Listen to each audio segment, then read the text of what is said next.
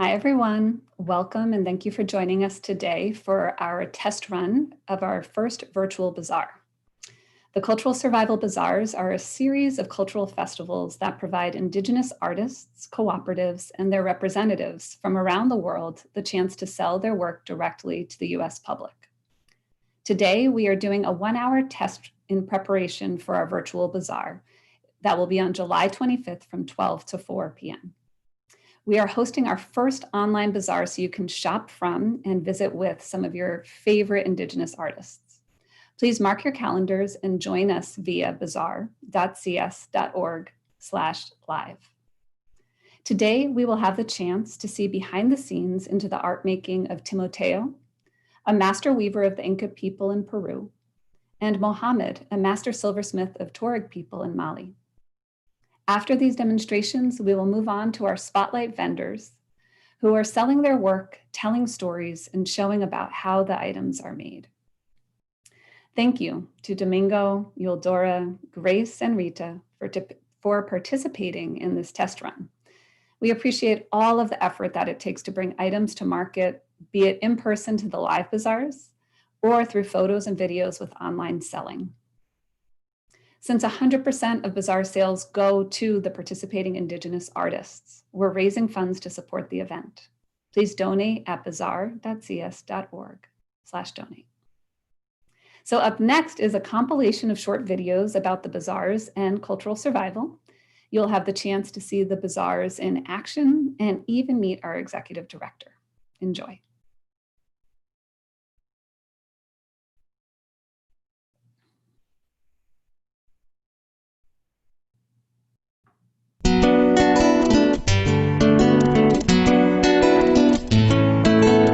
My name is Amalia Forhawks. I represent a family of 16 silversmiths from New Mexico. We are an intertribal family with Navajo, Zuni, Apache, Mohawk, and Cheyenne members. When we started with Cultural Survival, there were 3 of us that were doing silversmithing and selling our work. Because of the bazaars, we now have 16 members of our family who are able to support themselves and express their artistic abilities through silversmith and their traditional crafts. So we thank you for that. You've made a difference. Cultural Survival Bazaars are annual celebrations of Indigenous arts, music, and cultures from around the world.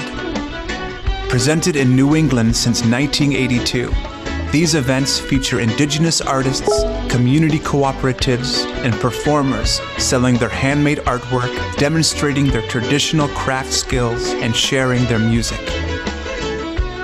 My name is Salah Valadez from Central West of Mexico in Nayarit. I'm part of the Wirrárica tribe.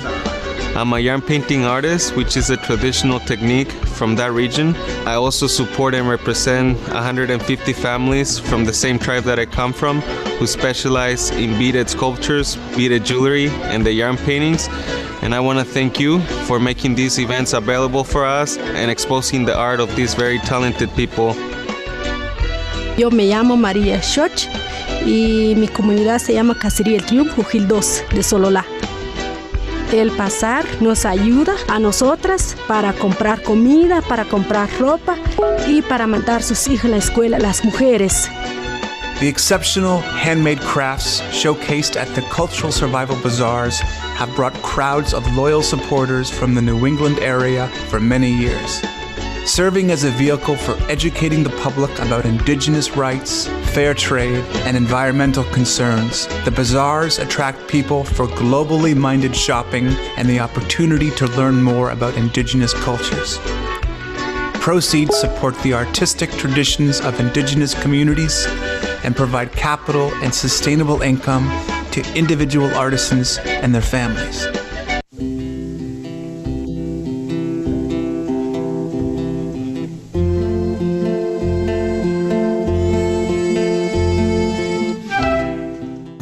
My name is Galina Angarova. I'm a Buryat, I'm an Indigenous rights activist, and I'm the Executive Director of Cultural Survival. For over 48 years, Cultural Survival has worked and partnered with Indigenous communities across the globe to protect and preserve our rights as Indigenous peoples, our right to our cultures, our right to our languages, our right to self-determination, and to our survival. I am cultural survival.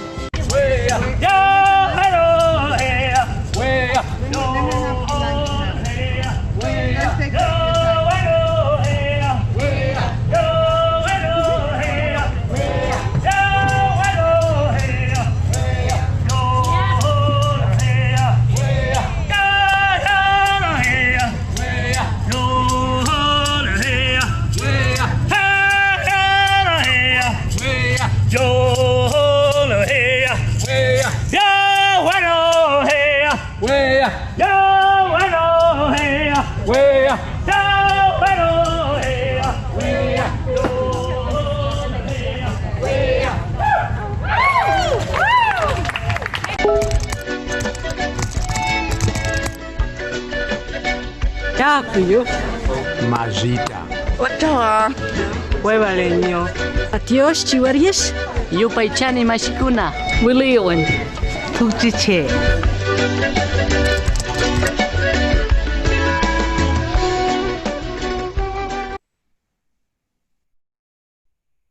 Hi, everyone. So I hope you enjoyed learning a bit more about the bazaars and cultural survival. Next, we're showing art making videos from the two artists I mentioned earlier, Mohammed and Timoteo. I will tell you about Mohammed and his art because his video is very much a demonstration of the amazing steps of shaping silver. Meanwhile, I'll let Timoteo tell his story in his own words. Timidwa, which means friendship, is the name of Mohammed's association of artisans from Timbuktu in Mali. Timidwa was created in 1997 and is working on safeguarding the Tuareg culture and craftsmanship, fighting poverty and unemployment, and improving the community's living conditions. Each community has a silversmith family who makes everyday objects, knives, and jewelry, often lucky charms or ceremony jewels. One of the most famous Tuareg jewels are crosses, which are a symbol of each tribe. Tuaregs are a nomadic people. One of their main activities is working with animals. Even today, most of the populations have settled down, and the families take care of their animals. Thus, the work of leather has always been present in the Tuareg culture to manufacture useful objects, including bags, saddles, shoes, and even decorative or ceremonial objects like carpets and hangings. I hope you enjoy these demonstrations. And again, since 100% of bazaar sales go to the participating Indigenous artists, we're raising funds to support the event. We invite you to donate at bazaar.cs.org/donate. And thank you for your support. Enjoy.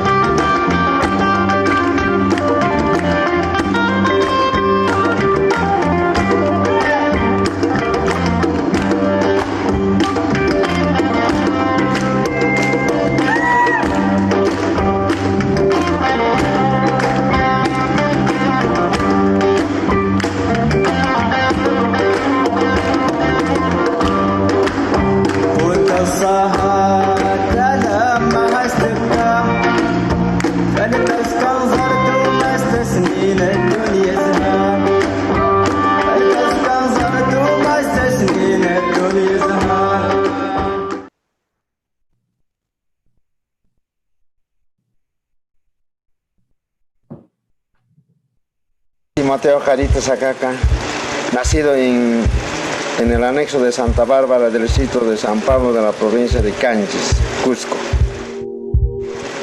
Yo he sido hijo de una tejedora. No he podido estudiar porque ha fallecido mi madre. De mi padre soy hijo negado y por lo tanto mi mamá me ha enseñado una parte de tejidos desde mis 10 años de edad. Por lo tanto, a los 15 años de edad ya sabía algo de tejer. Ubiqué al distrito de Pitomarca, y sus comunidades campesinas como Chilca, Naniso, Chuluclo. Así esas comunidades he aprendido un poco más de tejer. Las técnicas, como se llama, el ligue, patapayay, palma y ramos y luego el tapiz.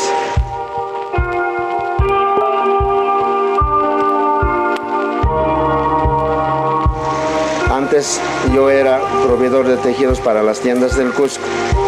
A todas las tiendas del Cusco llevé los tejidos recolectando de las comunidades campesinas de altoandinas. Después encontré buenos tejidos antiguos, 100, 200 años de edad, los cuales eran muy finos, los tejidos teñidos con tinte natural. Por lo tanto, era muy preocupante que estaba perdido el tinte natural como antes que practicaba.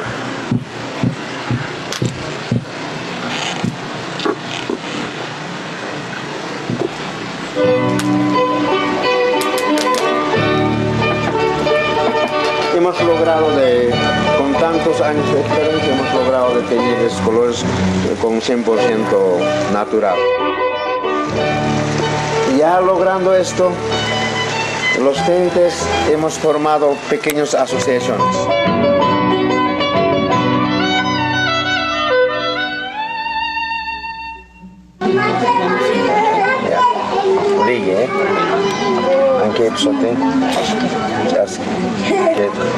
Quiero enviar últimamente este mensaje a todo el mundo, esta sabiduría, esta riqueza de acá del Perú, de Pitomarca, a diferentes países como a Nueva York, como a París, como a España y a otros países. Y así necesito también apoyo de diferentes personalidades o países que me pueden apoyar para poder difundir especialmente esta sabiduría del Inca en sus países, como que puedan necesitar o pedir ellos. Eso es mi mensaje. Muchísimas gracias.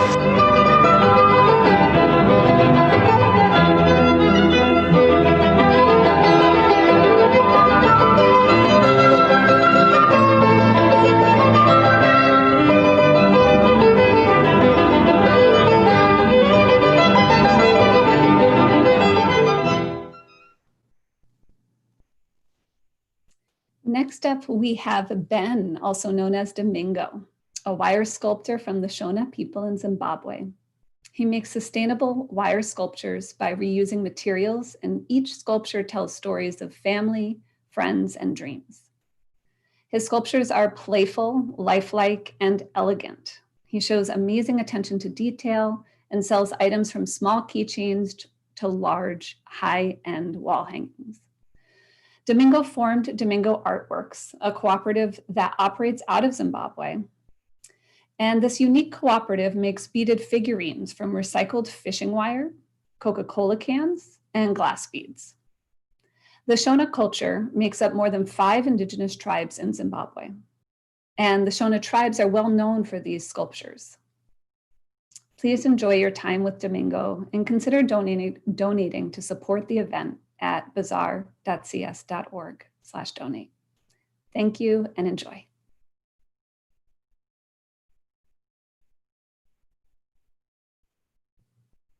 I grew up in Zimbabwe. So when I was a boy, I used to love toys, and there was no way we can afford toys because during my time, toys used to be very expensive. So we had to make our own toys using the coat hangers. So we started making wire cars like this one, using pliers and other things. So a car like this, you put a long steering and steering, so then you start pushing it, you have your toys. So that time I was very good. I even make cars for my friends so that we can play together. So when I finished school, there was no employment that time in Zimbabwe. So I said, what can I do to make a living? So I started making these kind of cars and bicycles like this one, and sell them in the suburbs where rich people lives. So those people started giving me some ideas, saying, why can't you try this and that? So I started trying different things. But we were like a group of 4 guys who started this. This is in the 80s. What I'm talking right now, in the 80s. So, and I grew up in a town called St. Mary's in Chitungwiza. So this is where this art was originated and started. So during that time, it wasn't a favorable thing to do because people used to laugh at you that why is it a grown-up person making wire things? But we knew what we wanted in life, that everything you can achieve anything from your talent. So we keep on doing it, and people start loving this artwork so much. And then I think I did those sales in Zimbabwe. For instance, let's say like 4 years, and then I started seeing the growth of my sales were going down. So I decided to go to South Africa to showcase my stuff. So I went to South Africa, started showcasing my artwork. People over there, they didn't see this kind of stuff. Started buying them very well. So I keep on doing. Then people started seeing my life was changing. So some of my friends said they want to join me and do the same thing that I'm doing. So I had to train them so that they can make the same things. So we became a group of 4 of us making those artwork. But it was fun, but that time the economy in my country was good, so we didn't think of tomorrow that maybe things might change. So the money we used to buy furniture for your room, and clothes. That was it. And when the money is finished, you go back again and go and sell. So when my mind matured, I said, this I need to take this artwork to another level. So I started wholesaling my artwork to curio shops. Now it was all over the world now, like in London, America, Australia. So people were amazed with this artwork. So this thing here that I'm holding here, this is 27 years old, but the original is not this one, but this one is 27 years old. I made this one for my wife.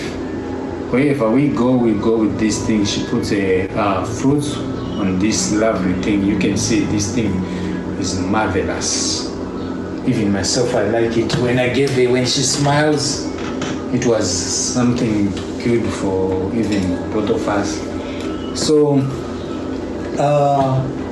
we end up employing so many people who were doing the same thing. So we start selling, and some of the people, they start earning living, sending their kids to school. Then there was a time where this artwork changes to beadswork, which is these things. So these things, they started in the early 2000. That's when we started making wire and beads. So we sold quite a number of these things. This is a lovely fish, and all these are wire and beads. So this is what sells most than any other. And this thing you see here, it's a toilet holder. So you put your toiletry here and use it as an ornament. At the same time, you use it to carry out your things. You see the lovely peacock. All these are lovely things. So I've got my customers that they always want my artwork each and every year. So they buy everything that they don't have every year.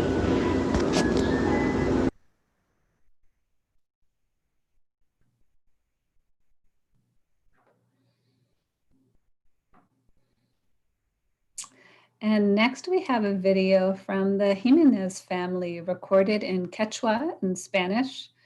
The family is presenting about their ancestral altar pieces called retablos. Retablos are multidimensional and highly detailed pieces of art that help conserve the Peruvian Ayacucho tradition. They are a window inside to events, realities, traditions, and festivities from the Ayacucho people. The small figures that fill each frame or book are made of potatoes, plaster, and natural ink. Yildora Jimenez started becoming an artist by playing, much like the story Domingo just shared. The retablos are a piece of theater, an expression of the family of artists, what they enjoy in life, as well as important political statements. Please enjoy. Ayacuchano, Florentino Jiménez Toma. Aquí en mi taller trabajo junto con mi familia, mi esposo Fidel Palomino y mis dos hijas Amalia y Zuli, y mi hijo Sebastián, y que también mi mamá también me acompaña. Este arte he aprendido desde mi niñez, ¿no?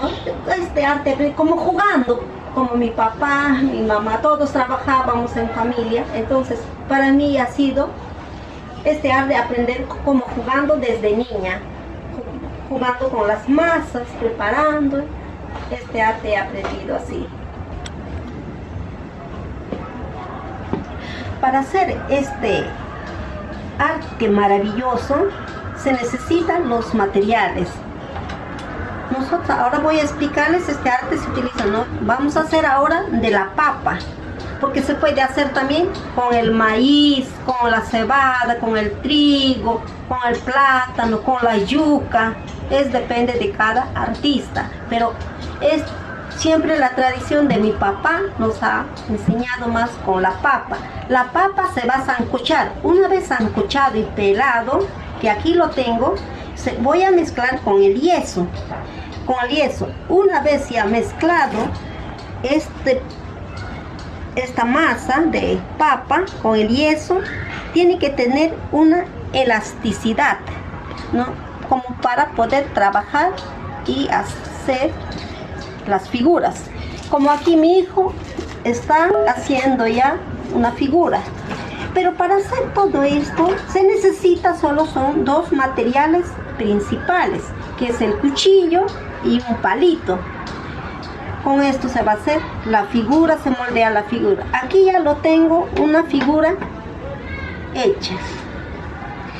Una vez para decorar esta figura voy a utilizar las pinturas. Esta pintura mayormente nosotros utilizamos los colores, pinturas de tierra, como el ocre, amarillo, rojo, verde. También hacemos las pinturas de los árboles, como del nogal, la retama. Del nogal hacemos variedad de colores, ¿no? Entonces, para decorar las figuras. Entonces, para decorar esta figura nosotros tenemos los pinceles, y los pinceles lo utilizamos para pintar, por ejemplo, las faldas. Sacamos los pelos del vacuno y del caprino para que sean más gruesos, y para pintar, o sea, la finura del pincel, ya también sacamos el pelo del gato. Nosotros criamos nuestro gato, entonces aquí tiene, ya es la finura del gato, y esto utilizamos para hacer el ojo, para sombrear, no, para algunas decoraciones que son bien finas. Una vez hecho ya pintado todo, ya lo plantamos a los cajones. Estos cajones están hechos de madera que no se polillan, y con estos mismos colores decoramos los cajones con las flores silvestres que siempre hemos, ¿no? que hay en Ayacucho. Y una vez que está todo decorado, ya plantamos las figuras según al tema. Por ejemplo, aquí está plantado aquí el modelaje del gato, que ahora les gusta, ¿no? A las personas amantes de los animales, a las niñas, a todo el público le gusta amante de gatos, ¿no? Y también, una vez que hemos plantado todo, para barnizar, para dar el brillo, utilizamos el huevo, solo la clara, y lo echamos el brillo. Y también de los cactus, ¿no? De la sábila también lo utilizamos, y con eso damos un brillo. Por ejemplo, aquí está ¿no? En la playa los gatos, y en este retablo está el tema social, ¿no? Que en Ayacucho ha sido de un tema político, social, la flor de la retama. Eso sería. Y ahora, ¿no? Y también de los tamaños de los retablos. Los retablos hacemos desde miniaturas hasta retablos grandes, ¿no? Que miden. Las miniaturas son de los retablos de cáscara de chicle hasta los retablos, puede ser de 2 metros, 3 metros, dependiendo del cliente. Y después ya hacemos, ¿no? Una vez esto, ya hacemos en cuadros, en marcos, diferentes temas. En esto hacemos los temas políticos, sociales, religiosos, costumbristas, bailes típicos de Ayacucho, ¿no? Y también hacemos las cruces, las pastaguaguas, las máscaras que mayormente utilizamos en la fiesta de carnavales, que salimos todos a bailar, ¿no? Y también los precios también depende del tamaño, ¿no? Desde el pequeñito hasta el grande. Y también en el proceso del tiempo de hacer. El retablo podemos hacer en un día. Hasta nos demoramos para hacer 3 meses, 4 meses, 5 meses. Dependiendo del tema que quiere una persona, nos demoramos a hacer este arte maravilloso. Situación bien difícil por el coronavirus que está matando a todos a nivel mundial. Es un virus invisible, ¿no? Y yo soy sensible a este acontecimiento porque yo ya lo pasé en el año de 1980 con la violencia política que nos ha afectado bastante al pueblo peruano y especialmente al departamento de Ayacucho. Yo de niña he visto muertos, asesinatos, violaciones, ¿no? Que botaban a los muertos, que se lo comían los perros.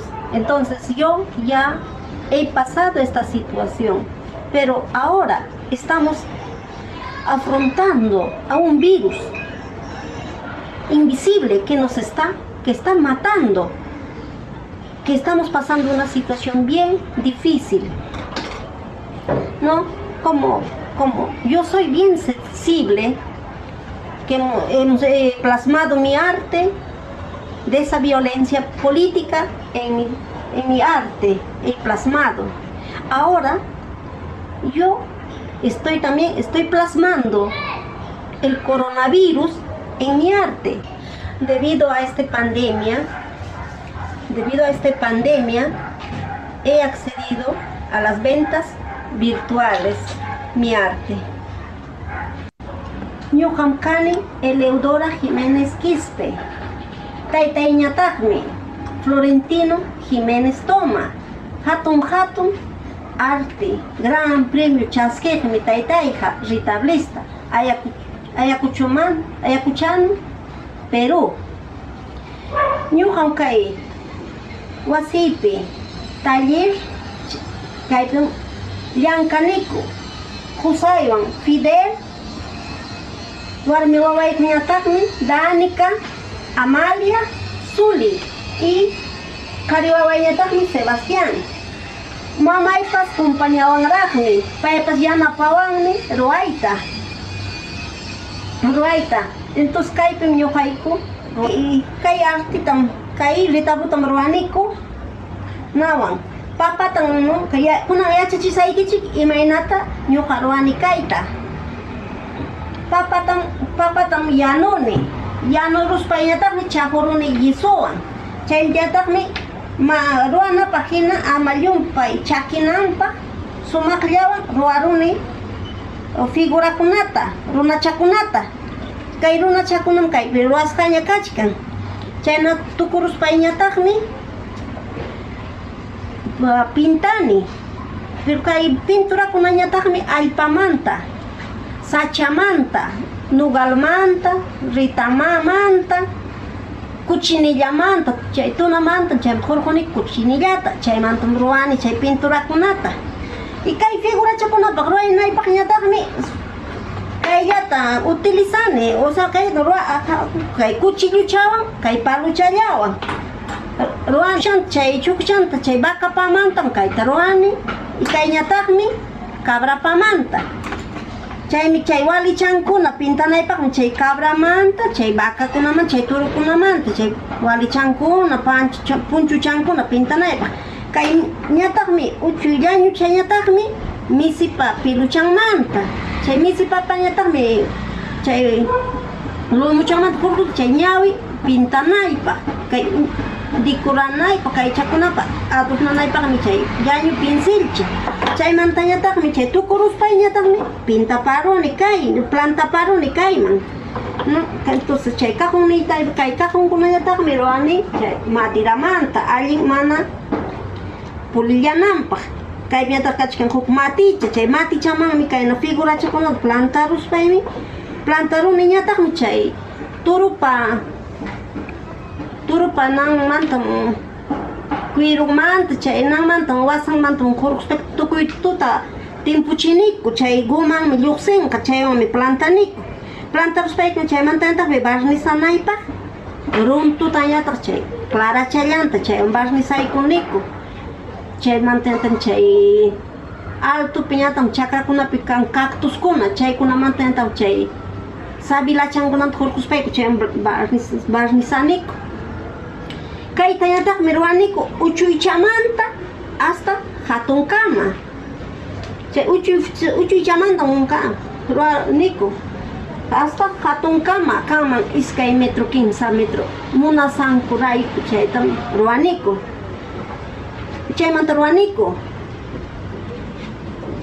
religiosokunata taytachakunamanta fiestakunamanta chay puriniku fiestakuna alegrikunamanta chay causa alegrikunamanta wañuchinakunamanta chaykunatam tukuytam ruwaniku uniwankupas ruwayku kaytam ruwaykapankimanchu vidaykuta niwaptin chaytapas ruwaniku paykuna mañawasankumanmi hina ruwaniku entonces chayna ñuqayku chayna prisionkunapas a veces kayta ruwaykuymanku huk punchawllaman tukuruymanku o también ruwaniku pichqa pichqa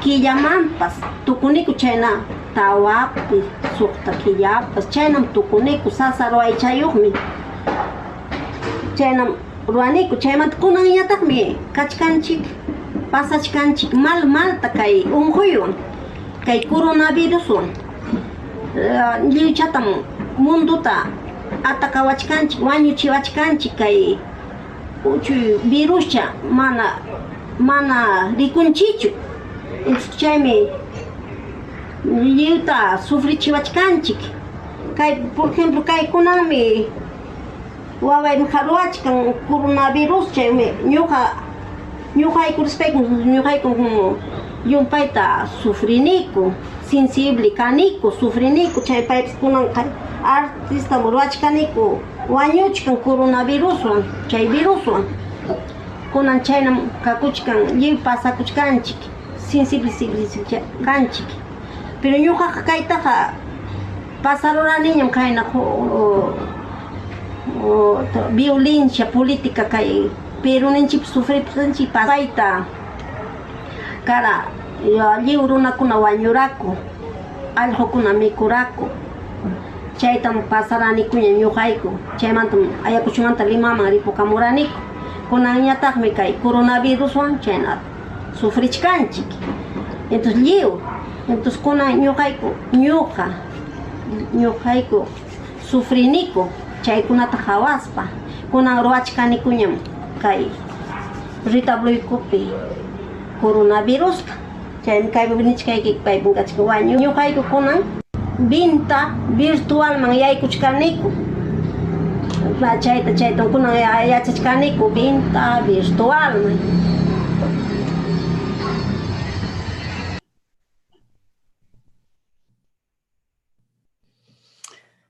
Hi everyone. Next, we have Grace and Robert selling the art of Indigenous artists from South Africa and Botswana. Their business, Eve and Nico Gifts and Home Decor, encourages women's empowerment by creating diverse markets for their goods. They're collaborating with artists from South Africa and Botswana, representing a variety of artwork, including Zulu telephone wire baskets and grass baskets from Botswana. Grace describes their role as business owners as being to promote the tribal work of the communities that they work with, not only because they share heritage, but because they believe in the beauty of their work and the need for more people to see it so that these communities can be preserved and find economic empowerment from their creativity. Let's see Grace and Robert present the Eve and Nico gifts.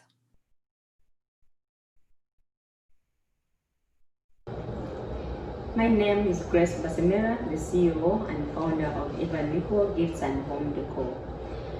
I'm privileged and so honored to be working with the Cultural Survival Bazaar and to be on this virtual bazaar.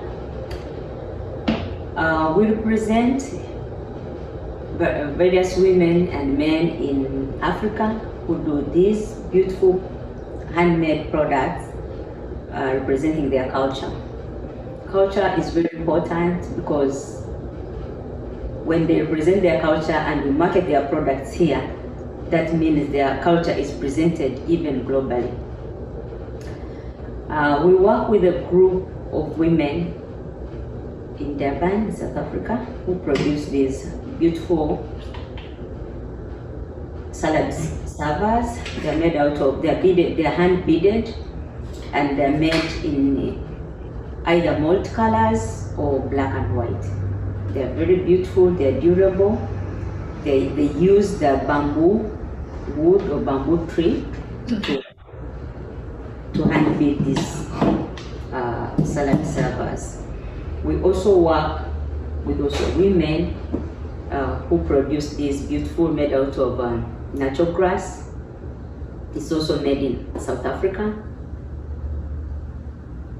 This group is also good, so we represent this group here in USA.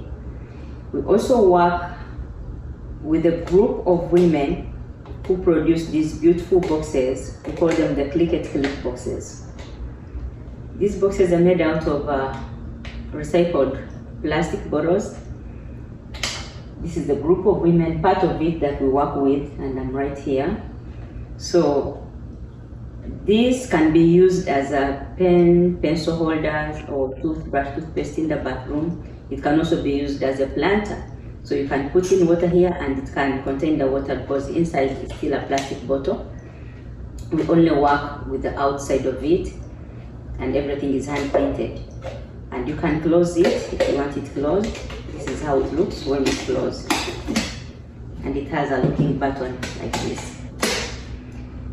This summer, we introduced a group of people who make these fans. These fans are made out of African fabric, very bright colors, very happy colors. This is how it looks when it's open. So you can use it. Everyone needs one in summer and it's very nice. It can also be used as a decoration. If you hang it, if you close this,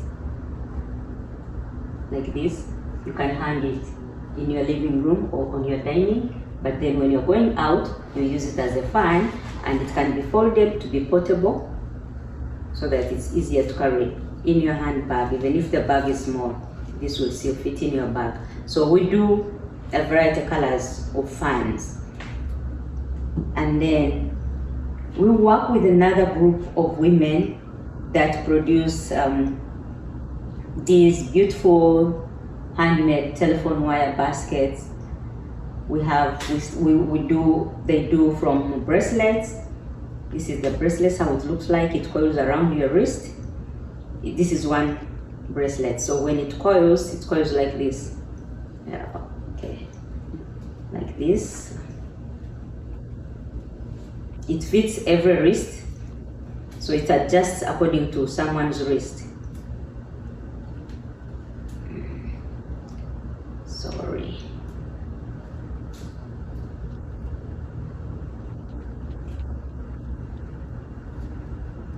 So this is how it looks on the wrist. It's very beautiful. It comes in a different colors, and telephone wire comes in so many colors. When you open the big cable for telephone wire, you find all these various colors inside. So everything that we make is not, we don't use any artificial chemicals. Everything is natural as is. We do the bracelet, we do the earrings, we do the necklace. This is all telephone wire. Very beautiful necklace. And the beauty with telephone wire, they are washable, because there's no any artificial color used. So you can also use them for food. You can use them for chips, for nuts, for anything food, as long as it's not wet, like, because the water will go through it. But other than that, it is food safe. You can wash it. You can use these ones for food, or you can even use them for decor. They are beautiful on your, as a centerpiece. This is one of them. It's a huge one. You can keep it as a centerpiece, or you can also do it as a wall hanging, like a wall hanging. They are very beautiful. So we do from different sizes. We have this size. We have smaller sizes. Most of them are not here, but we have different sizes according to someone's desire. This is a nice ball. We do this size. We do this size. And also, you can use them for fruits in your kitchen or an island in your house or on the dining. It fits everywhere. Telephone wire is very beautiful, and it has these amazing colors. We have so many different colors, more than 20 different colors, to keep to put beautiful colors in your house and to keep your house vibrant. You need telephone wire.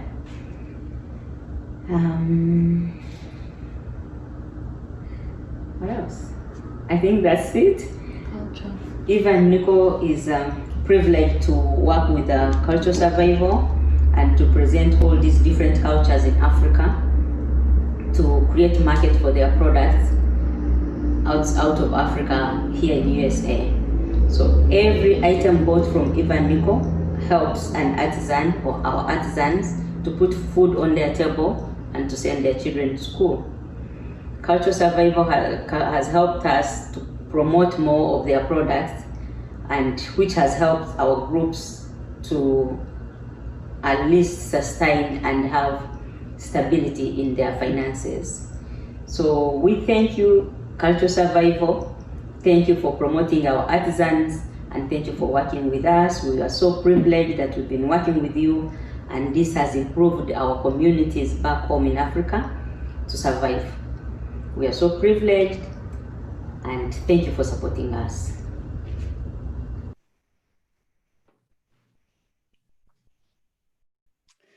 Hi, everyone. We have one more spotlight video for you, and it is from Rita. She runs the social enterprise called Afro-Root Collective, which empowers Ugandan women artists who use sustainable tree bark and other natural materials like raffia, banana bark, and jute in their work of making home decor, handbags, wallets, and clutches.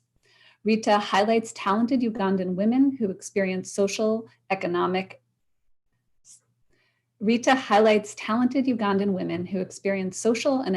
hardship to become financially self-sufficient by providing training opportunities in handicraft making and to find international markets for their products. Rita founded Afro-Root Collective in 2013 after she completed a master's degree in business management here in Massachusetts. And upon meeting with artists in Uganda, she developed a passion for finding trade markets for their crafts. She's been designing products ever since, and please do enjoy Rita's story. Check out her wide range of accessories. Sells unique handicrafts made by women in East Africa, and we use part of the proceeds to train more women to become self-sufficient. So the women that we work with are mainly single mothers, and most of them are victims of domestic abuse. And then some are grandparents, grandmothers who are taking care of their grandchildren who lost their parents to AIDS and other diseases. So some of the products that we sell are made from sustainable materials, which are fig tree bark, raffia, jute, and banana tree bark. And all these do not damage the trees. For instance, the fig tree bark, that's a type of fig tree called Ficus natalensis. So, and in my language, it's called mutuba, M-U-T-U-B-A. So this process, the tree bark making, has existed for more than 600 years, and our ancestors and grandparents used to wear this as clothing. They used it for burials, they used it for bedding as well, and also curtain. So it dates back. The bark cloth making has existed for such a long time, and people had stopped using it, or because when they introduced the cotton, they realized cotton was more softer, unlike the bark, which is it has quite a rough texture. So in 2005, UNESCO declared the bark to be a tangible product of Uganda, and that raised the profile, so that made the artists, artisans, other people to start using the bark. And actually the UN trained 2 women on how they could design different things using the tree bark. And those women formed groups like collectives or in their communities, and were able to start making different products. So it's been going on for quite some time. And before I came here in the US, I was in an organization called the Uganda Women Entrepreneurship Association. What we used to do, we used to go to the rural areas, empower these women that had businesses, train them how to run their businesses, how to manage finances. And for me, the challenge that most of them had was the market for their products. So when I came here for my grad school, I realized if I brought in the tree bark, maybe it would be unique, which I actually started out with the show in Newton. I wanted to see how it fared out in the market here. So it was well received, and the customers were very fascinated by the uniqueness of the product, the sustainability, and the fact that we also work with women and also use the proceeds to train other women to become self-sufficient. So I've been doing this for 5 years, and for me it's been rewarding. I love the fact that I work with these women and they're able to earn a living, able to put their kids to school, and they're happy. That makes me happy too. I'm just glad that if someone buys something, it makes a difference in another person's life. So yeah, that's a little bit of Free Road Collective. So during the COVID, since it started, it's been such a tough time for these women because they depend on the handcrafts. So the more we sell, the more they're able to make money. So it's been such a challenging time for them, and I know globally we've all been affected, but I've been able to help them in one way or the other. I've been able to send them money here and there, sending $50 for a family that could helps them like in a week. I mean, for 3 to 4 weeks, $50 at least can help a family that way, especially in this, because I told them to just focus on food, because right now the kids are not going to school, all that is out, they've been on lockdown, but the schools are not open yet. So at least if they're able to get food, that's really helpful. And then I know it's been a very tough time for everyone, even here in the US. So I was able to even tell the women maybe to make masks, which actually they did, and they're in transit. I'll be selling some of those. Right now, it's priorities. People are prioritizing on what to focus on and what not to focus on. So we would just be glad or happy for anything that you can do. We are not pushing you for anything. Just do the little you can. And right now we still have some products that we're actually selling. We have some of the fold-up bags. This folds up, and it's a shopping bag that you can take to a store. I know in food stores they are not allowed, but at least in other stores you can put it in your bag and use it. This is a set of 6 placemats and 1 runner. It's made from natural raffia, and it's easy to clean. It comes in different colors. It comes in different patterns. And if you're interested, you can just send me an email, and I'll be able to send you other pictures of other placemats that we have. Or you feel free to visit our website www.afri-root collective collective.com. And also we have some products also made from tree bark. So check out this cross bag.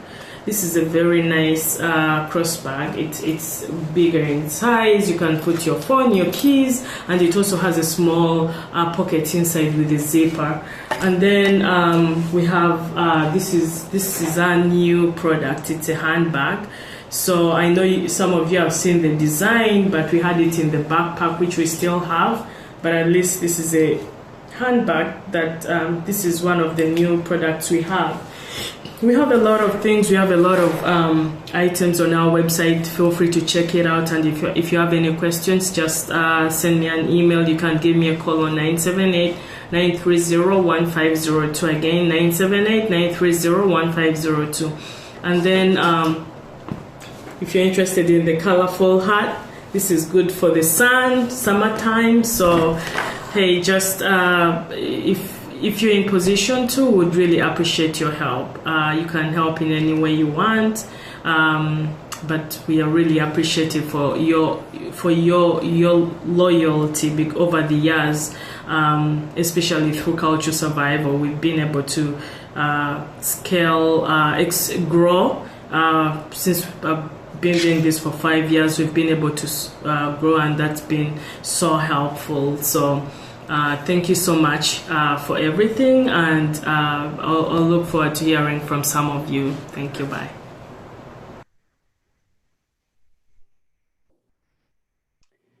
So thank you all again for joining us for this trial run as we prepare for our July 25th event. We hope to spend the afternoon with you on that day, and remember that you can tune in anytime from 12 to 4 on the 25th. Just visit bazaar.cs.org/live. That day, you will be able to shop online from all of the participating 20+ vendors. And thank you again to Timoteo, Mohammed, Rita, Domingo, Grace, and Ildora. COVID-19 threatens the sustainability of the Cultural Survival Bazaars. We need your support now to help us make a successful pivot online to ensure the continuity of the bazaars you have known and loved for years. Come shop, learn, and enjoy.